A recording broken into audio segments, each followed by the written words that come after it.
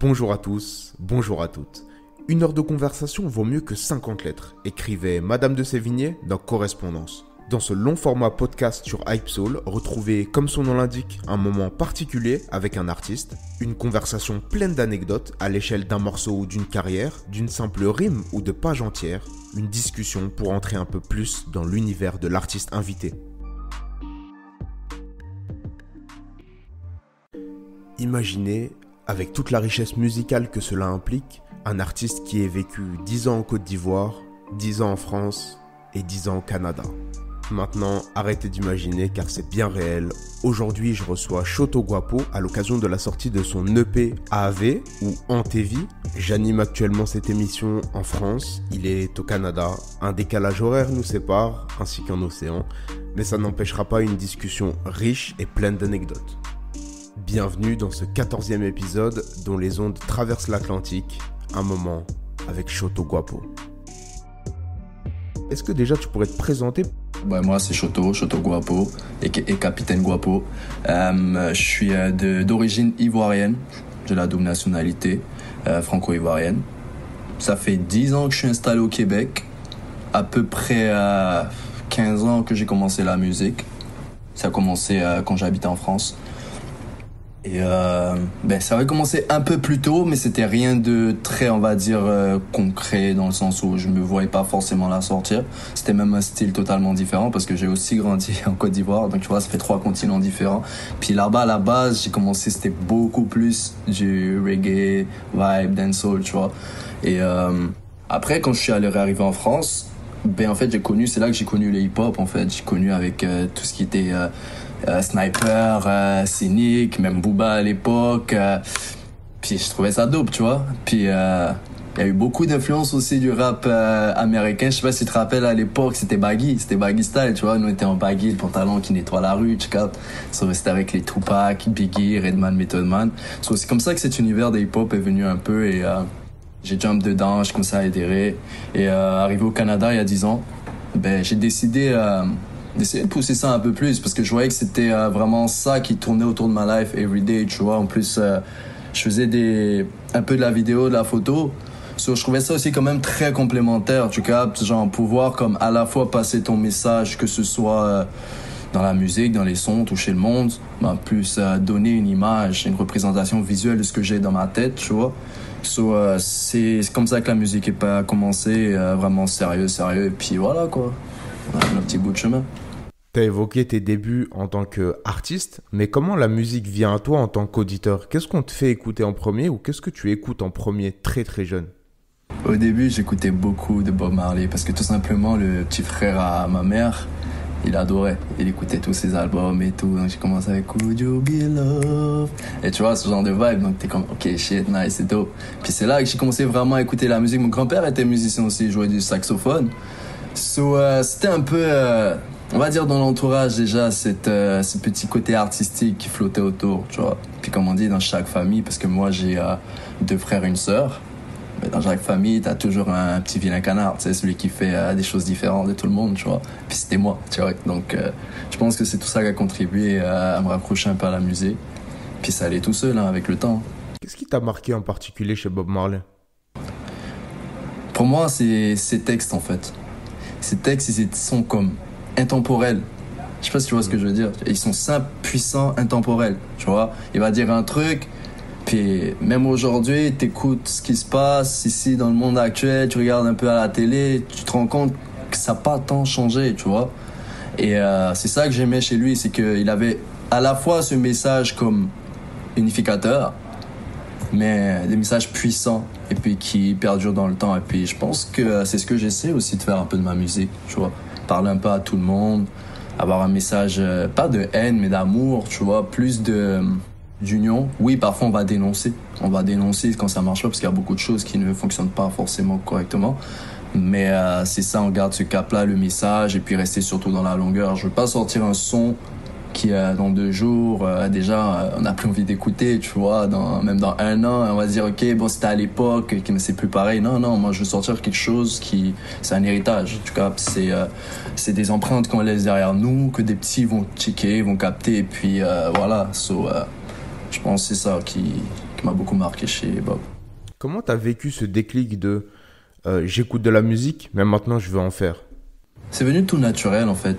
Parce que tu sais quand t'es jeune, t'as tes boys, t'as le crew, tout le monde, tu sais, tout le monde rap, on essaye tous à un moment donné, on met un beat, un kick. Puis j'avais à l'époque un groupe Celtics en Côte d'Ivoire, ça a commencé. Comme je dis, moi je faisais plus du reggae, les deux autres c'était plus du hip-hop.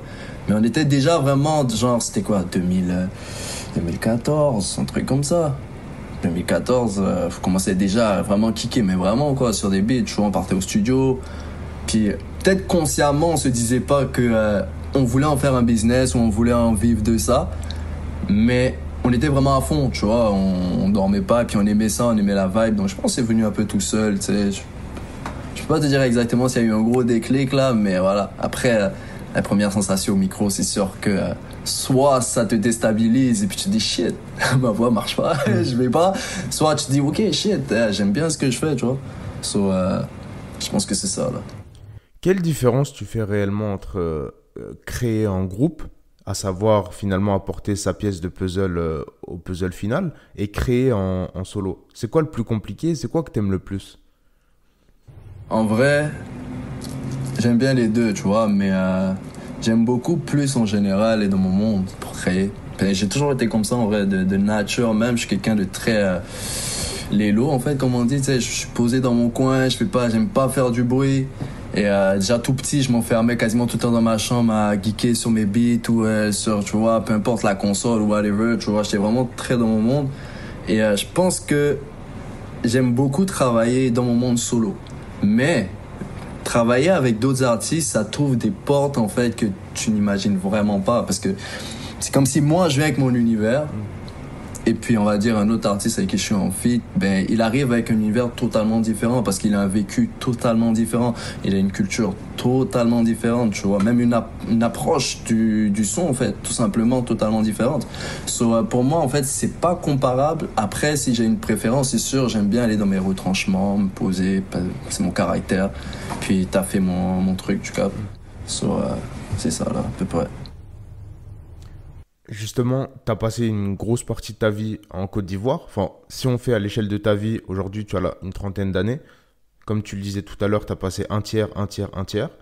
Au moment de ton départ en France, ou plutôt de ton arrivée en France, tu découvres l'amour du rap français avec des artistes à punchline. On pense à Kerry James, Sniper, entre autres. Qu'est-ce qui t'a vraiment marqué chez ces gens-là en particulier? Ben déjà, dis-toi que mon arrivée ici déjà, c'est en France, c'est pas fait non plus en mode je suis juste parti, tu vois, parce que moi j'ai la binationalité, je suis franco-ivoirien. C'était à l'époque en Côte d'Ivoire, il y a eu comme une guerre en fait et c'était vraiment le bordel, donc du coup l'armée française, ben ils ont décidé de rapatrier les ressortissants. Comme Caris au final qui a vécu la même chose. Non, c'est ça, c'est exactement ça, tu captes. Et du coup, moi, mes parents, ben, ils ont décidé, eux, de rester. Moi, de m'envoyer chez ma grand-mère qui vivait déjà à l'époque en France, en Normandie, à La Ferté-Massé. D'ailleurs, gros shout-out à La Ferté, c'est un petit village caché, mais c'est un bon coin. Ben, après, tu vois, je suis arrivé là-bas, donc tu comprends, j'arrive un peu tout jeune, je connais rien forcément de la zone. J'avais déjà vécu un peu à Paris, mais j'étais beaucoup plus jeune. Donc j'arrive, ok, je tombe vraiment plein dans le hood, mais vraiment quartier nord. Tout le monde connaît, ceux qui sont de là-bas, ils connaissent, ils savent, tu vois. Chez ma grand-mère, je suis un peu livré à moi-même. Puis c'est là que je découvre justement Kerry James, Blacko. Puis je lui aide vraiment beaucoup à tout ça par rapport même à, comme je dis, ce que j'ai vécu, ce que j'ai vu pendant la guerre là-bas, tu vois. Je dis comme, ok, ces gars-là, franchement, ils passent un message, tu vois, derrière de hope. Tu comprends? Ils fight pour quelque chose, tu captes? Puis, bro, c'était... Moi j'écoutais du reggae, j'écoutais ce genre de trucs, tu vois, j'étais comme oh shit là, que j'ai pris une claque, tu vois, j'étais comme wow, les textes, le beat, comment ça bouge, c'est puissant, et puis c'est un mouvement qui, ça, tu sais, à l'époque, ça a pris tout le monde, je pense, de la même manière, tu sais, on s'attendait pas à une vague comme ça, avec des gros lyrics comme ça, et des gros beats, et voilà, c'est ça qui m'a vraiment pris, tu vois, j'étais comme wow. J'imagine que tu préfères Blacko au sein de Sniper. T'as capté, hein? Mais yo, pour vrai, mais yo, c'est à cause de ce côté un peu. Ah, t'es bon, toi, hein? c'est à cause de ce côté reggae, un peu, comme je te disais, tu vois. Moi, j'écoutais déjà beaucoup de reggae. J'arrive, je tombe sur un gars comme Blacko. Je suis comme, shit. hey, il a vraiment cette sauce un peu que j'aime, tu sais, un peu reggae. En plus de ça, il débite en même temps. J'étais comme quiet. Et ça m'a beaucoup inspiré en vrai. Blacko m'a beaucoup, tu sais, je le dis pas souvent, mais Blacko m'a beaucoup inspiré aussi dans ma carrière musicale parce que je voguais entre ces deux styles aussi déjà à l'époque un peu, tu vois. C'était un peu comme, ok, il y a quelqu'un déjà qui le fait, puis ça marche, les gens kiffent, ça bombe, mais moi je kiffe, c'est dope. Et ouais, grand Blacko, hein. Respect. C'est intéressant ce que tu dis là, parce que moi j'ai l'impression que dans tes featuring, et quand t'apportes quelque chose à un titre avec des artistes, c'est un peu la même chose qu'avec Blacko. T'apportes une couleur vraiment complètement différente. Au même titre que Tunisiano et Aketo, ils sont sensiblement, on va dire, semblables, et que lui apporte vraiment une couleur. Tu le sens ça vraiment quand t'arrives en featuring? Je pense qu'à force, je le sens vraiment en fait. Souvent, justement, je rigole souvent avec mes boys et tout, puis le crew, et puis on dit, je dis souvent, moi, ce que j'aime quand je fais un feat, c'est, je vais en fait pousser le gars avec qui je feat à faire, aller peut-être faire quelque chose qu'il n'a jamais voulu faire ou pensé à faire, parce que je viens avec juste une vibe totalement différente, tu vois. Et je l'ai même remarqué ici, tu sais, bon, on va pas en parler, s'attarder dessus, mais je sais que tu vois, je viens avec une vibe en vrai, elle n'existe pas ici du tout, et ça crée un peu quand même, je pense, parfois un clash culturel, tu vois ce que je veux dire, parce que les gens, c'est, tu sais, je vais t'expliquer, ici au Canada, au Québec, on est en arrière sur la Belgique, donc t'imagines par rapport à la France, tu vois ce que je veux dire, donc quand je viens moi avec ma vibe, déjà mon accent qui est totalement différent, ma culture, tu sais, je parle de choses forcément qui sont pas forcément des choses qu'ils ont forcément vécues ici, tu vois. Tu le sens tout de suite dans juste mon univers que c'est totalement différent. Je viens avec quelque chose que tu t'attends vraiment pas à entendre, que ce soit ici, et même en France, et même en Côte d'Ivoire, pareil, hein, ils vont te dire la même chose, c'est normal, tu sais, c'est le fait que j'ai bougé en différents coins, j'ai découvert de nouvelles cultures, ça bide la mienne, tu vois. Et puis, ouais, je le sens et j'aime ça faire des feats, tu vois, et puis je viens avec ma vibe, je viens avec mon truc, tu peux jamais t'attendre à ce que je vais balancer, même dans mes propres projets solo, t'écoutes le prochain son, tu t'attends jamais à quelle vibe je vais pull up, tu captes, j'aime ça, moi. C'est intéressant que tu parles d'accent. T'es venu au Québec après la phase naissance Côte d'Ivoire, ensuite France et ensuite Québec. T'avais quel âge la première fois que t'as foulé le sol du Québec? J'avais 20 ans. Aujourd'hui, j'en ai 30, c'est ça, j'avais 20 ans. Est-ce que avant 20 ans, t'avais déjà commencé à toucher un petit peu à la musique, mais même si c'était pas public? Ouais, parce que comme je t'ai dit, en Côte d'Ivoire, j'avais déjà commencé, même à enregistrer. En France, c'était beaucoup plus, on va dire, j'ai vraiment cultivé mon hip-hop. Tu vois ce que je veux dire? Parce que quand je suis arrivé en France, comme je dis, je suis arrivé à la Ferté-Massé en Normandie, un coin paumé, il n'y avait pas d'activité pour nous les jeunes, donc tu connais, tu sais comment ça se passe, ce qu'on fait, c'est rien de forcément très... voilà. Il n'y avait pas forcément les structures, ni même, je vais dire, l'entourage qui était dans le milieu, comme je l'étais un peu à Abidjan, qui pouvait justement me permettre de continuer à pousser sur ce côté-là. Sur la France, c'était beaucoup plus pour moi comme, ok, j'ai appris la culture du hip-hop en fait. J'ai découvert énormément d'artistes francophones, même anglophones, parce que comme je t'ai dit, j'écoutais beaucoup Tupac. Pour moi, c'est un de mes idoles. C'est un des gars aussi qui m'a beaucoup poussé dans ce monde-là parce que ces messages comme un peu, même si c'est du hip-hop, ils sont très intemporels, très puissants et très, tu vois, unificateurs, tu vois. Ouais, je suis arrivé, j'avais pas les matériels autour de moi, ni les bonnes personnes, donc j'ai beaucoup cultivé mon hip-hop. Et c'est quand je suis arrivé ici, j'ai rencontré les bonnes personnes. Je travaillais aussi avec de bons ingénieurs sonores comme Impress Live, je sais pas si tu le connais, c'est l'un des plus grands ici, ingénieurs sonores. Ok, je commençais à faire mes plugs, je me suis dit, ok, pourquoi pas, tu sais, j'ai des gars qui travaillent qualitativement. De toute façon, moi, je suis quelqu'un, quand je vais quelque part, c'est à 1000%, tu sais, je vais pas tourner à gauche, à droite. On y va all-in, tu vois, on pousse, et puis c'est ça que je veux faire, et puis je me donne les moyens. Donc, ça, je suis allé en Indé pendant 1 an, 2 ans. J'ai rencontré un de mes boys aussi, David Campana, sur le chemin. On a fait des bails ensemble, on a fait un projet ensemble, puis au final, on a signé même dans le même label et tout, puis voilà, on a fait notre petit bout de chemin, tu vois. On y reviendra juste après sur le label et David Campana. Mais juste avant, j'aimerais dire que du coup, ça veut dire qu'il y a des gens qui ont entendu Choto Guapo sans accent québécois chanter. Exactement. Et avec l'accent. Tu penses que ça a été quoi leur réaction? Et au-delà de ça, tu penses qu'on acquiert l'accent québécois juste en y vivant alors qu'on a déjà une vingtaine d'années? Ouais. Non, en fait, c'est fou comment, en fait, l'être humain, le cerveau, c'est une éponge, tout simplement. Et je me rends compte, mais vraiment, tu vois. Parce que, comme je dis, quand je vais en Côte d'Ivoire, on me dit, waouh, t'as l'accent français, c'est incroyable. Ou t'as l'accent québécois, ça dépend. Parce que parfois, sans me rendre compte, mon cerveau, justement, il a absorbé beaucoup de mots ici, de slang d'ici, qui fait que quand je suis là-bas, ben, je vais le sortir, ils vont capoter, tu vois. Ok, c'est pas d'ici tout de suite, ils vont capter, tu vois. Et c'est pareil ici. Ici, tantôt, ils vont me dire, ah, t'as l'accent français, etc., t'as le truc, etc., ou t'as l'accent africain, etc. Et voilà, tu sais, moi, je pense que c'est juste ça. T'arrives, boum, à force de côtoyer le monde, t'imprégner de la culture, parce que tu viens pas dans un coin aussi, tu sais, où tout le monde marche sur la main, et puis toi, tu vas vouloir marcher sur tes deux jambes pour montrer que je sais pas quoi, tu captes. C'est le respect aussi de la culture des autres, tu vois, et puis c'est une culture qui m'a quand même ouvert les bras. So, bro, ça s'embrasse, tu vois.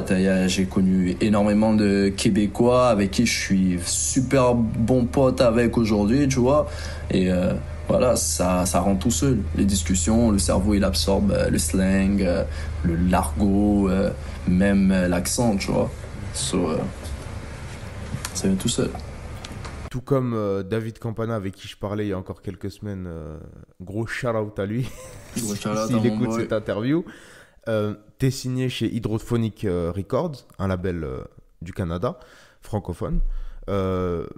J'ai cru comprendre que ça t'apportait surtout de l'appui au niveau de la promo, mais est-ce qu'il y a un autre rôle du label, par exemple, que ce soit au niveau de la musicalité, au niveau de la distribution, au niveau...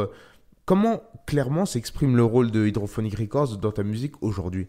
Ben en fait, c'est drôle, c'est une petite famille, tu vois. Ça reste quand même un label indépendant, donc c'est pas un major qui va prendre forcément ton projet puis qui a tous les moyens possibles pour te dire qu'aujourd'hui je poste ton son puis c'est fini, tu vois. Par contre, ils ont l'expérience du terrain parce que à la base, Hydrophonics c'est un sous-groupe d'Indica, qui est un label qui existe depuis longtemps, oui, qui était dans un registre différent de musique, mais qui a quand même fait son nom ici et qui a fait ses contacts, ses réseaux, etc. Donc du coup, moi je vais te dire pour vrai, hein, à la base, j'étais pas trop chaud de signer dans un label, tu captes. Et c'est après les avoir rencontrés que et puis après aussi avoir fait quand même, tu sais, mon petit bout en solo, quand j'ai vu comment l'industrie fonctionnait, tout simplement, tu sais, les rentrer en playlist pour juste sortir sur les plateformes, tu vois, j'ai capté quand même que fallait avoir Un appui. un backup, un appui derrière, tu vois. Pourtant, avant de signer, avec mon boy, on rentrait déjà, quand même rentré dans des playlists, on avait déjà fait du 45, 50 000 streams sur Spotify avant de signer, tu vois. Mais on sentait qu'il manquait quelque chose, déjà, en plus de la difficulté d'être de cultures différentes. Tu vois, les médias ici, pour l'instant, voilà, c'est encore compliqué, mais tu vois, eux, ils sont venus quand même avec cette ouverture dans le sens où on veut pas s'accaparer ton travail, on veut être une équipe avec qui tu vas travailler et on va grow, on va monter ensemble, on va manger ensemble. So, du coup, effectivement, ben, j'étais comme, ok, je connais le terrain. Il y a beaucoup de choses que j'ai fait solo dans ma carrière, comme je dis, mais réaliser mes vidéoclips, le montage, ma musique, aller enregistrer, payer mes prods, aller dans le studio, faire la com et tout, tu captes. Mais je me suis dit, j'ai besoin, pour être plus focus sur la créativité, parce que je voyais l'handicap, de trouver des personnes qui captent ma vibe et qui ont de l'expertise sur le terrain. Et c'est là que Hydro rentre en marche, parce que Hydro, ils ont quand même des contacts. Tu sais, comme je dis, on n'est pas forcément des majors, mais pour l'instant, on fait ce qu'on a à faire, tu vois. Moi, je vais pas cracher sur eux parce qu'ils font de l'excellent travail pour moi comparé aux majors avec ce qu'ils peuvent faire. Ils font de l'excellent travail. Et voilà, on pousse les projets ensemble. Moi, je reste focus plus sur la créativité, que ce soit les vidéos, le visuel, etc. J'ai toujours une main dessus parce que pour moi, c'est naturel. J'aide un peu avec la com, mais c'est eux qui s'occupent de distribuer, de pousser, de faire le PR, d'essayer de reach aussi l'extérieur. Parce que je viens de l'extérieur et j'ai une fanbase dehors. Donc, faut aller rechercher, donc avoir une team en France, une team en Côte d'Ivoire.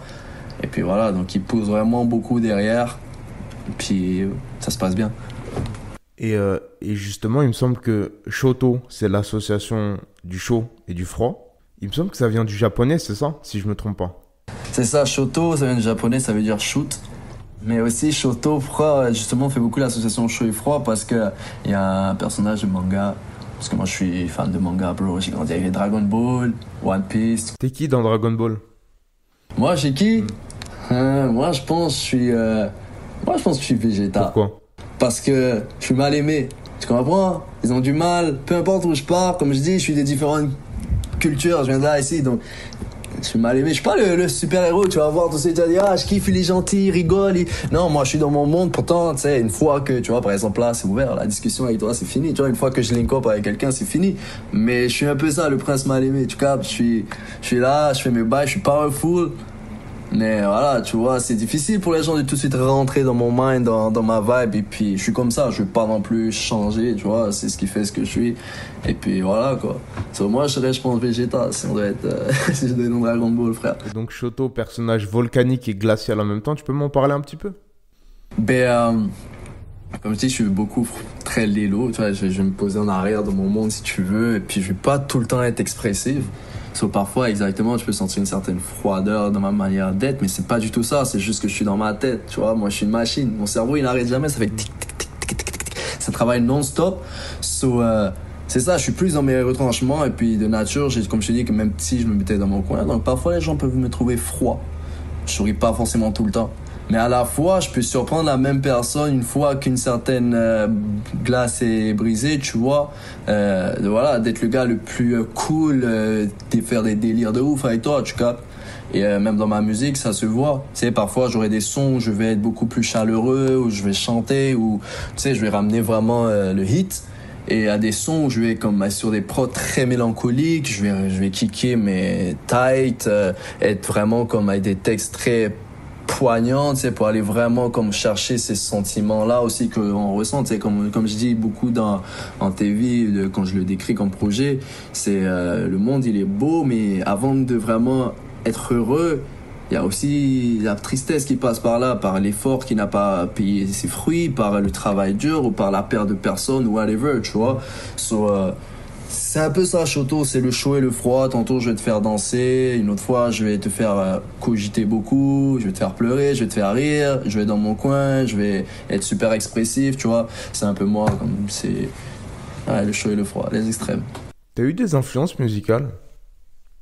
Oui, il y a eu beaucoup d'influences. Comme je dis, il y a eu beaucoup de la famille Marley, que ce soit Bob, que ce soit Damian, et Peter Tosh. Dans le hip-hop, il y a eu Tupac, Redman, Method Man, Blacko, Kerry James. Et j'ai eu des influences un peu de partout, tu vois. Même de chez nous, Côte d'Ivoire, la musique à l'époque qui s'appelle le Zouglou. J'ai eu l'influence, on écoutait beaucoup ça là-bas, tu vois. Et Yodé Siro, je peux t'en citer, tu vois. Puis c'est ça, mon influence, elle vient aussi un peu de partout. Je suis très... tu sais, t'écoutes ma musique, là, si là, je vais sur mon téléphone, je vais pas couper le bail, mais si je vais sur mon téléphone, regarder ce que j'écoute, parfois, c'est même pas du rap que j'écoute, tu vois. Ça va être la musique afro-africaine, afro-pop, de l'Afrique du Sud, ou ça va être du rap allemand, ou du reggae allemand, tu vois. Ça va être un peu vraiment de tout, bro, pour vrai. Et je pense que c'est tout ça qui fait ma culture, c'est que j'ai pas cette fermeture, parce que j'ai beaucoup voyagé dans différents pays.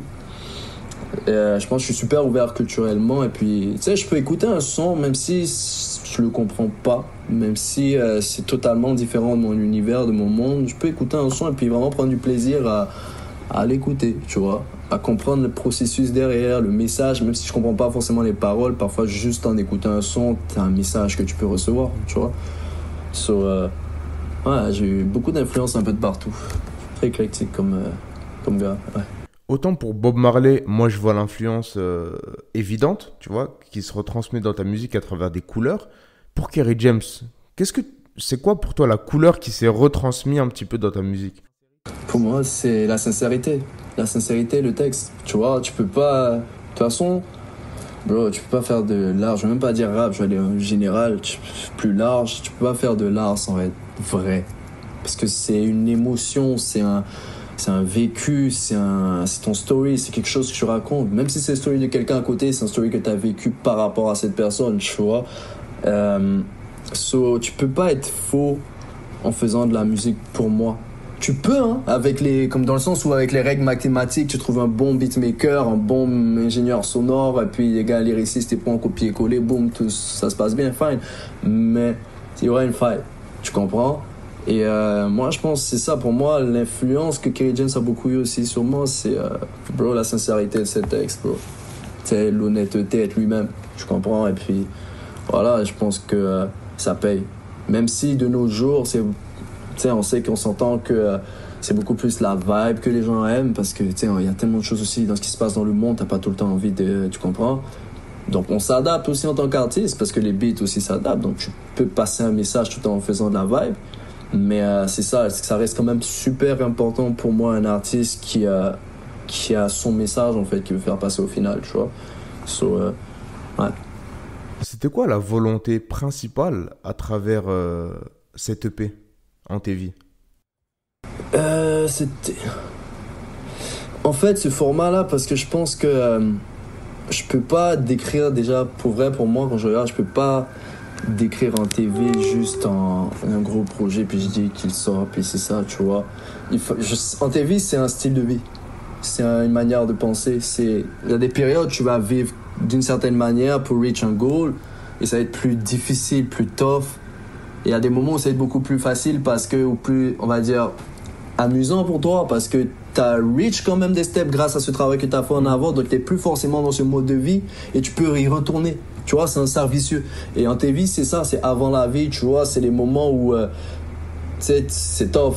Tu travailles fort, t'as pas forcément live devant tes yeux ce que tu veux, mais quand tu regardes derrière, tu vois que ça bouge quand même. Mais c'est dur, tu vois, tu work fort pour reach un goal, pour être libre, tout simplement, parce que pour moi, je pense, le but de chaque être humain, peu importe ce que tu veux faire dans ta vie, ton goal plus tard, c'est pour finir être libre, être heureux, tu comprends?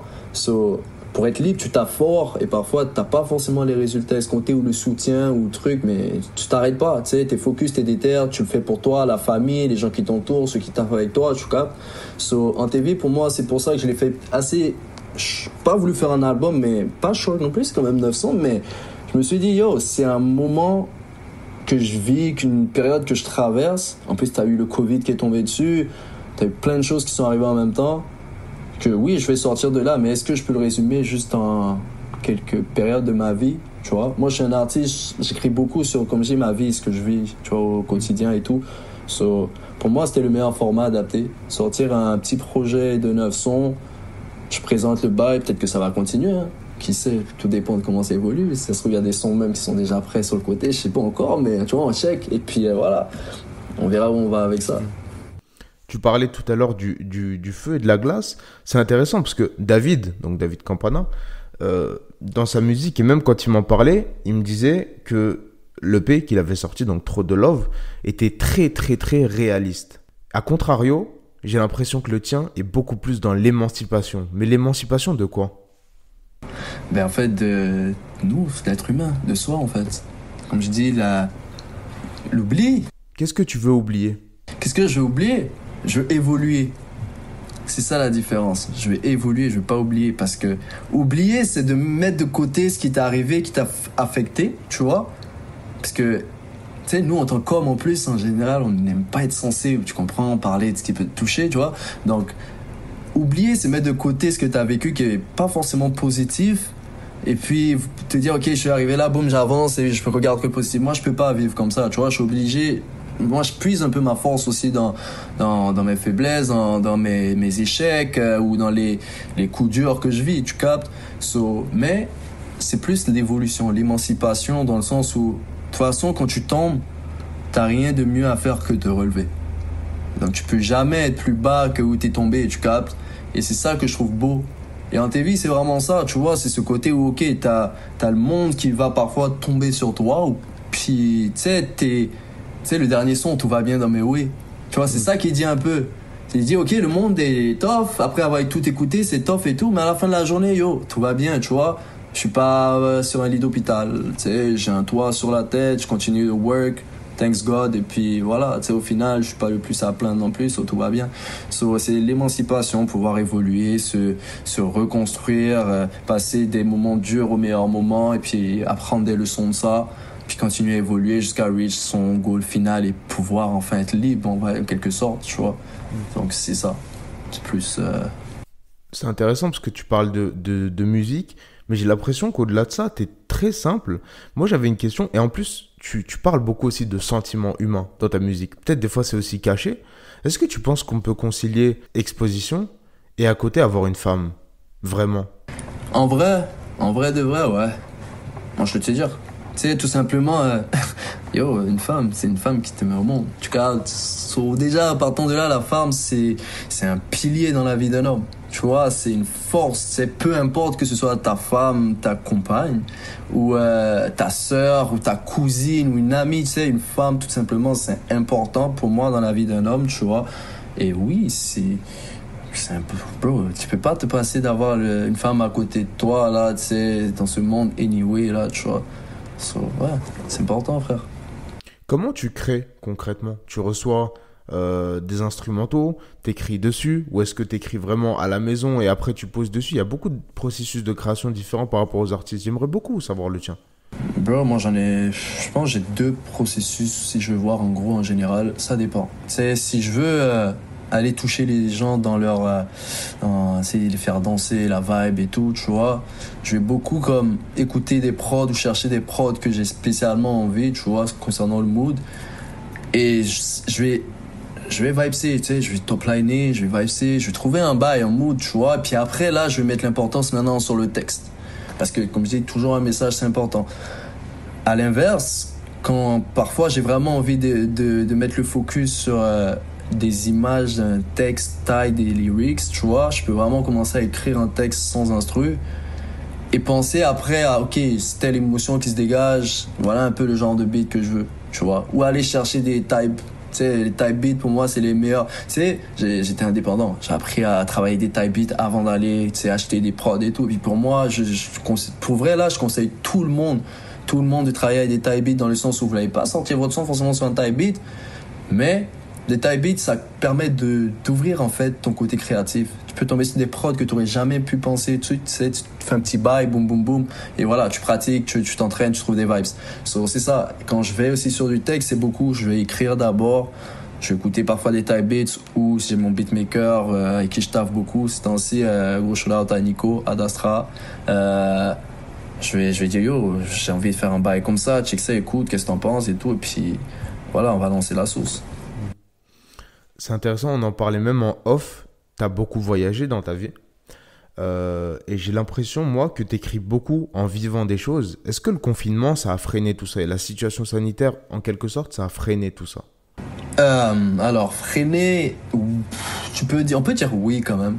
Parce que, comme je dis, tu vis moins de choses, ben, t'as pas forcément des choses différentes à raconter. Puis moi, j'aime pas me répéter. Que ce soit dans la vibe, que ce soit dans les lyrics, j'aime pas me répéter. So, c'était un peu difficile, mais quand même, tu vois, tu sais, je suis en contact avec mes parents, par exemple, juste en Côte d'Ivoire, avec mes boys en France. Ici, bon, il y avait le confinement, mais on pouvait quand même, tu vois, moi avec le travail aussi, parce que je travaille en tant que sur un plateau télé en tant que caméra opérateur.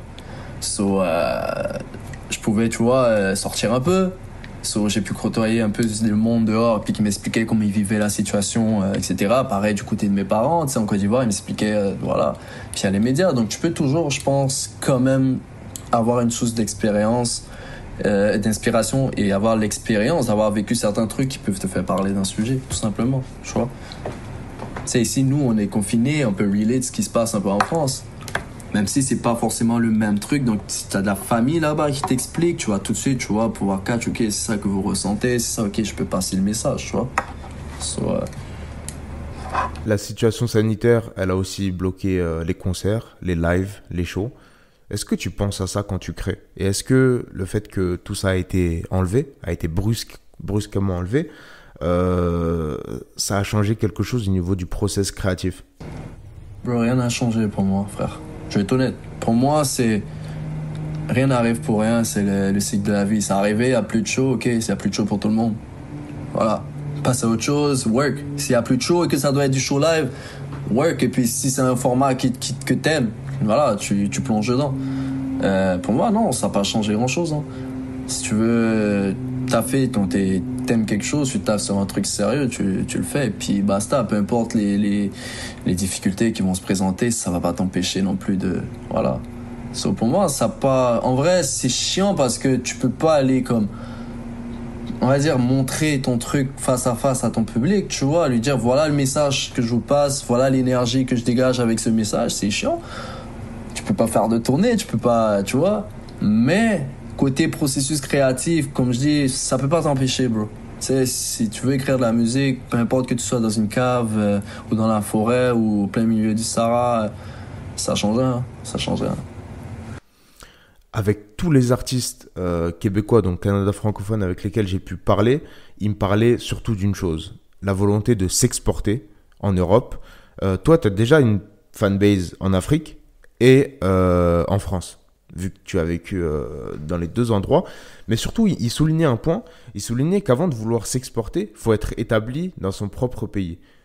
Et la difficulté est venue juste après, l'idée que les médias, et j'ai posé la même question à White Bee, à Zach Zoya, à David Campana, entre autres, hein, et ils me disaient la même chose. Enfin, du moins, je leur posais la même question. Pourquoi, encore aujourd'hui, en 2021, les médias généralistes et traditionnels québécois sont encore, on va dire, pas totalement fermés, mais sont encore réticents à l'égard du rap? Pourquoi encore? Bro, je pense que c'est peut-être un sentiment aussi de peur, je pense. C'est naturel, hein, la peur, tu vois. C'est peut-être un peur d'une culture différente. Une culture qu'ils connaissent pas nécessairement, tu vois. Tu sais, moi, je peux comprendre, hein, c'est un truc que pour vrai, je le vis, tu vois. Il y a des anecdotes que j'ai eues que je vais te dire. Je vais te parler d'un truc, j'ai jamais parlé vraiment de ça, tu vois. Mais en 2019, avec mon boy David, on est allé faire les francs ouvertes. Je sais pas si tu sais ce que c'est l'une des...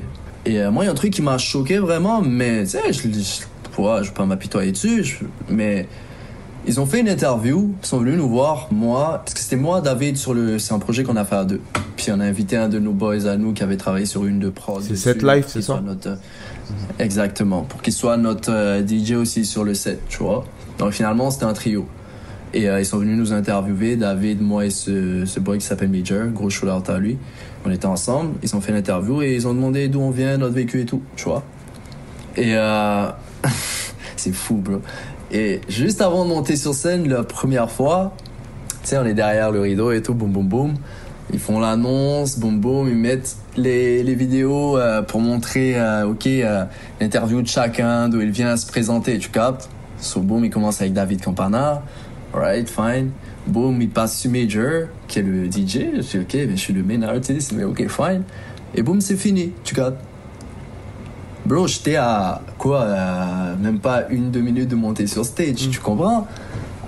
Et pour moi, j'étais comme, je rigolais. Puis j'avais déjà dit ça un peu à mon boy, tu vois, que, tu sais, moi, je suis habitué, comme je dis, à voyager, donc je vois un peu comment le choc culturel peut faire peur, tu vois. Et puis je l'ai dit, hein, tu sais, nous, on vient ici, c'est pour avoir du fun, on vient s'amuser et on vient se montrer qui on est, montrer ce qu'on est capable de faire. C'est, dis-toi que, voilà, c'est plus important. Le reste, là, tout ce qui va se passer, là, c'est pas important, tu vois, parce que je savais qu'on n'allait pas forcément, tu comprends, voilà, et être mis à notre honneur, tu sais, sous la meilleure facette, tu sais, même le test son, et j'en parle, tu comprends, quand l'ingénieur sonore, attends, test mic, ça va fumer une clope, tu comprends, ou des bails comme ça, tu sens qu'il y a beaucoup de choses qui, mais bon, bref, c'est pour dire que la culture, ça fait peur aux gens, et je peux comprendre, et je le vis, même, tu sais, c'est les médias, c'est pas tous les médias qui vont forcément donner la force à ce que tu fais parce que tu viens d'ailleurs. Et puis moi, c'est différent parce que on parle beaucoup de, oui, c'est vrai, en tant que noir, c'est tough. En tant qu'étranger, c'est tough.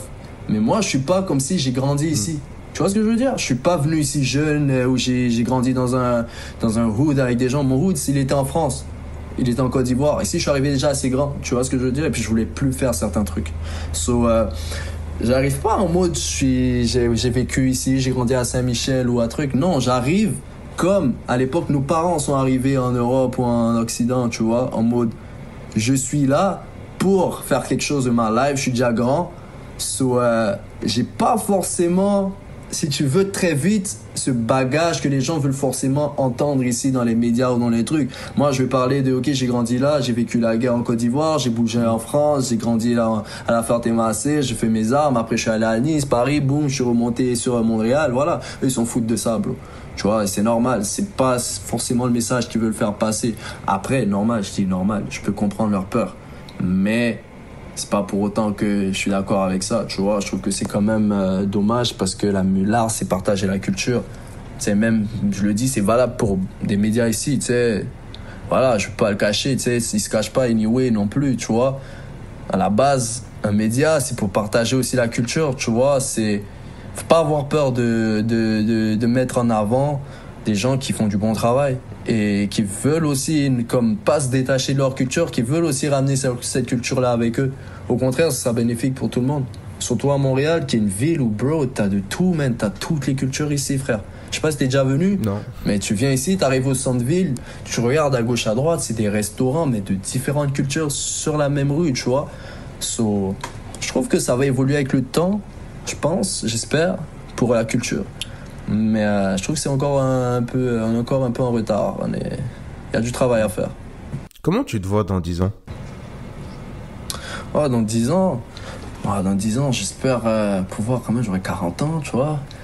J'espère pouvoir être posé, ma petite famille, ne plus avoir à trop courir à gauche, à droite, parce que, de toute façon, je t'ai dit, moi, je suis un gars posé, tu vois.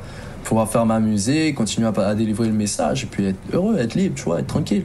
Pouvoir, mon gars, avoir fait du cob aussi, avoir fait de l'argent avec tout le travail que je mets, pouvoir vivre, mettre bien ma famille, mon entourage, mes proches, parce qu'on le fait aussi, c'est pour tout ça, tu vois. C'est pour les parents qui ont taffé dur pour qu'on soit aujourd'hui où on est, tu vois, ils se sont cassés le dos comme des dingues. C'est pour les petits frères qu'on voit, le petit frère joue en bas, et voilà, c'est pouvoir être heureux, être libre, tu vois. C'est mon message au final, hein. Même dans la TV, c'est ça, hein. C'est la recherche de la vie. Donc être vivre, c'est quoi? C'est être libre, tu vois. C'est la recherche de ça. Donc j'espère dans 20 ans, ouais, je serai établi comme ça, et puis on va kiffer, hein. Continuer de kiffer. J'ai ma question à la fin pour finir l'interview qui m'est propre. C'est une mise en situation. Est-ce que déjà t'as une collaboration de rêve, un artiste qui peut être décédé d'un autre genre musical, un artiste, le temps d'une session studio, le temps d'un morceau, on t'accorde un temps avec lui. Tu choisis qui?